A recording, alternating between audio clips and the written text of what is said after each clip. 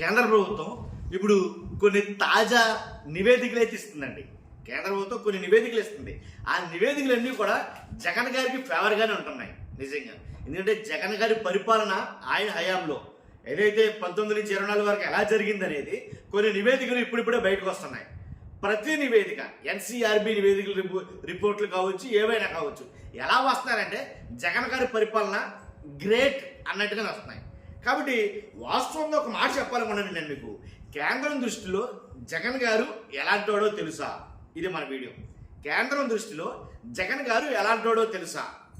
కాబట్టి ఒక్కసారి దాని గురించి అయితే కనుక క్లుప్తంగా కొన్ని విషయాలు అయితే చెప్పాలనుకున్నాను నేను మీకు. చాలామందికి తెలియదు, కొంతమంది తెలుసు. కాబట్టి ఏంటి అసలు జగన్ గారు కేంద్రం దృష్టిలో ఎలాంటి వాడు అనుకుంటున్నాడు, ఎలాంటి వాడిగా ఉన్నాడు, కేంద్రానికి జగన్ గారికి ఉన్న సంబంధం ఏంటి ఒకసారి చెప్తాను. ఫస్ట్ అయితే లైక్ చేయండి. లైక్ చేయడం వల్ల నాకు మోటివేషన్ ఉంటుంది, ఎక్కువ మందికి ఇన్ఫర్మేషన్ షేర్ అవుతుంది. కొత్తగా మన ఛానల్ చూస్తే పక్కాగా సబ్స్క్రైబ్ చేయండి. మీ అమూల్యమైన అభిప్రాయాన్ని కామెంట్ రూపంలో తెలియజేయండి. లైక్ చేయడం మీ బాధ్యత అని చెప్తాను నేను. కేంద్రం విషయంలో కేంద్రం ఏమనుకుంటుంది జగన్ గారి గురించి, కేంద్రం విషయంలో జగన్ ఎలాంటోడో తెలుసా అని అంటే కనుక కేంద్రం విషయంలో మాత్రం జగన్ సామాన్యుడైతే కాదు. కేంద్రం విషయంలో జగన్ గురించి అనుకునేది ఏంటంటే మామూలుడు కాదు. జగన్ అంటే మామూలుడు కాదు. రాజకీయంగా బాగా పరిణితి సాధించిన వాడు. జగన్తో పెట్టుకుంటే చాలా ఇబ్బంది పడతాం. ఇది మాత్రం కేంద్రానికి క్లియర్గా అర్థమైంది. ఎలా చెప్పమంటారా? సోనియా గాంధీ ఏదైతే జగన్ గారి విషయంలో కొన్ని విషయాలు అయితే చేసింది ఆవిడ, జాతీయ స్థాయి పార్టీని కూడాను గడగడగడగలాడించాడండి. ఎలాంటి డౌట్ లేదు. వద్దన్నాడు, పొమ్మన్నాడు, తర్వాత నేనేంటో చూపిస్తానన్నాడు. ఇది మాత్రమే జరిగింది. ఏంటో చూపించాడు, పార్టీని పెట్టాడు, ఏకఛత్రాధిపత్యంగా పరిపాలించాడు 5 ఏళ్ల పాటు.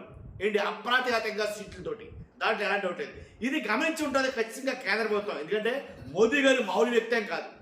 మోదీ గారు ఆయన క్యాపబిలిటీ తక్కువ అంచనా వేయడం లేదు. ఎదురు వాడిని అంచనా వేయడంలో మోదీ గారు దిట్ట అని చాలా మంది మాట్లాడతారు. కానీ అలాంటి మోదీ గారు జగన్ గారిని అంచనా వేయడంలో ఎప్పుడూ తప్పు అయితే చేయలే. జగన్ గారిని అంచనా వేయడంలో ఒక స్ట్రిక్ట్ క్యాలిక్యులేషన్ అయితే కనుక పాటించాడు మోదీ గారు. కాబట్టే ఎప్పుడు కూడా సత్సంబంధాలు ఉంచాడు తప్ప జగన్ గారితో ఎప్పుడు మిత్రత్వం నడిపాడో తప్ప శత్రుత్వం పెట్టుకోవాలి. జగన్ గారితో మోదీ గారు, ప్రధానమంత్రి మోదీ గారు జగన్ తోటి ఎప్పుడూ కూడాను మిత్రత్వమే నడిపాడు, శత్రుత్వం నడపలా. ఎప్పుడు స్నేహ సంబంధమే ఉంచుకున్నాడు, శత్రు సంబంధం పెంచుకోవాలి. ఏంటంటే జగన్ ఖచ్చితంగా రాజకీయంగా ఎలాంటి వాడు అనేది అంచనా వేశారు మోదీ గారు. కాబట్టి ఇప్పుడు కేంద్రం దృష్టిలో జగన్ ఎలాంటి వాడు అంటే కనుక నెంబర్ 1, ఇక తిరిగిలేదు ఇక. కాబట్టే అధికారంలో ఉన్న జగన్ని అక్కడ పెట్టారు, అధికారం లేకపోయినా సరే జగన్ని ఆ స్థాయిలో ఉంచారు మోదీ గారు.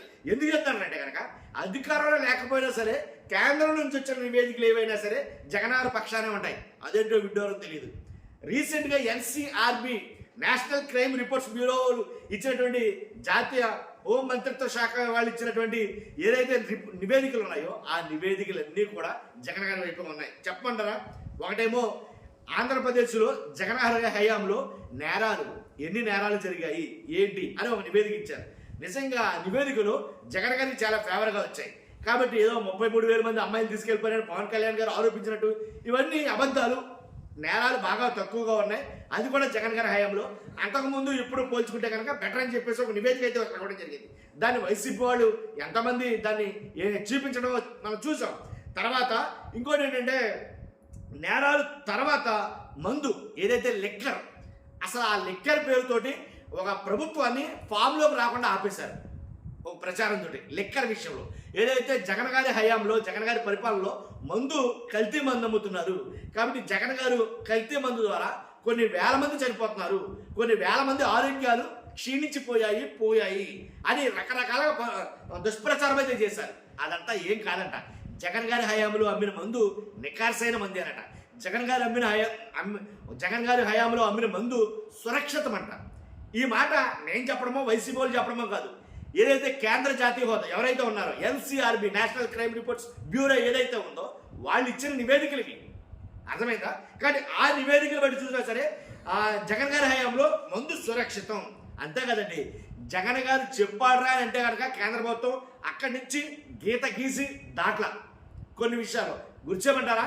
ఏదైతే స్టీల్ ప్లాంట్ విషయంలో జగన్ గారి హయాంలోనే ప్రైవేటీకరణ చేయబడుతుంది అని కూటమి ప్రభుత్వం చెప్పడం జరిగింది.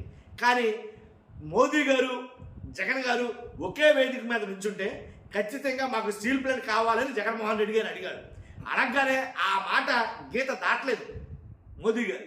కేంద్ర ప్రభుత్వం 5 ఏళ్ల పాటు జగన్ పరిపాలించిన 5 ఏళ్ల పాటులో ఏంటి స్టీల్ ప్లాంట్ని కనీసం టచ్ చేయలా.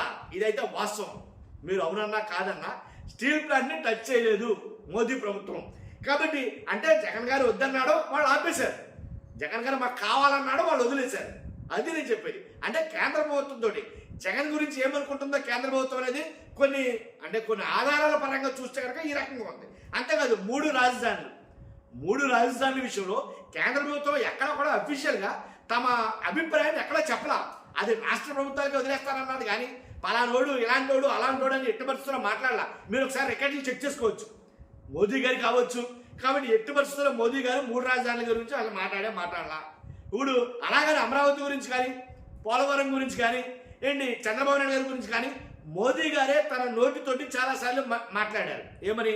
పోలవరాన్ని ఏటీఎంగా, అమరావతిని ఏటీఎంగా మార్చుకున్నాడు చంద్రబాబు నాయుడు గారు అని. ఇలాగ చాలా వ్యాఖ్యలు అయితే చేశారు.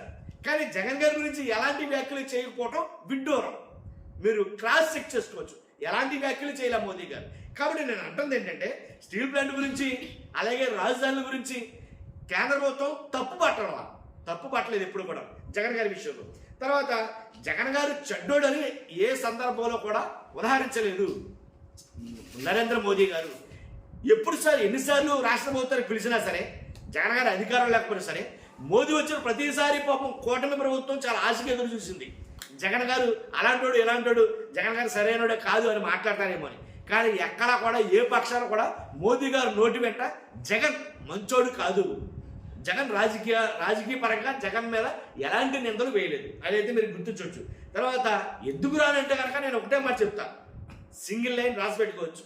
ఎందుకని మోదీ గారు జగన్ మంచోడా చెడ్డోడా, లేదా జగన్ చెప్తూ మోదీ గారు ఎందుకంటున్నాడు ఏంటంటే కనుక మీరు ఆలోచించేది వేరు. ఏంట్రా అంటే కనుక జగన్ గారికి ఎంపీలు సపోర్ట్ చాలా ఉంది, వైఎస్ఆర్సీపీలు ఎంపీలు ఉన్నారు, ఆ ఎంపీల సపోర్ట్ మోదీ గారికి కావాలి. కాబట్టి జగన్ గారి గురించి మాట్లాడరు, జగన్ గారు చెప్పింది చేస్తాడు, జగన్ అంటే మిత్రత్వం అని మీరు అనుకోవచ్చు.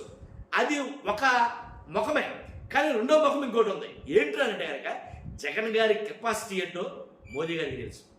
ఒక్క ముక్కలు చెప్తాను, జగన్ గారి కెపాసిటీ ఏంటో మోదీ గారికి తెలుసు. కాబట్టి గడగడలాడించాడు సోనియా గాంధీ గారిని, అర్థమైందా మీకు?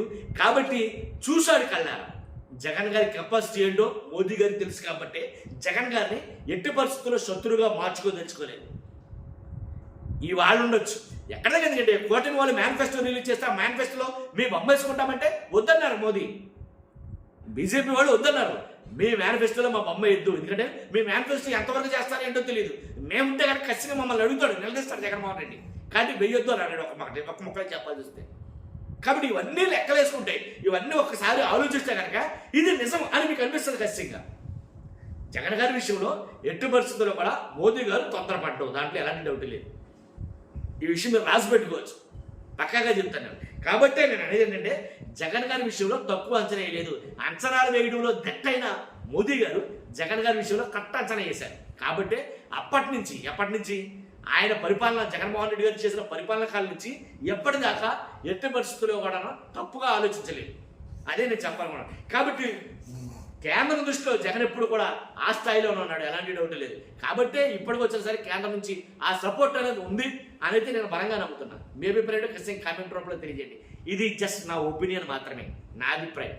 It's purely my opinion. కాబట్టి మీ అభిప్రాయం ఖచ్చితంగా కామెంట్ రూపంలో తెలియజేయండి. ఫస్ట్ అయితే లైక్ చేయండి, కొత్తగా మన ఛానల్తో పక్కగా సబ్స్క్రైబ్ చేయండి. Thank you very much.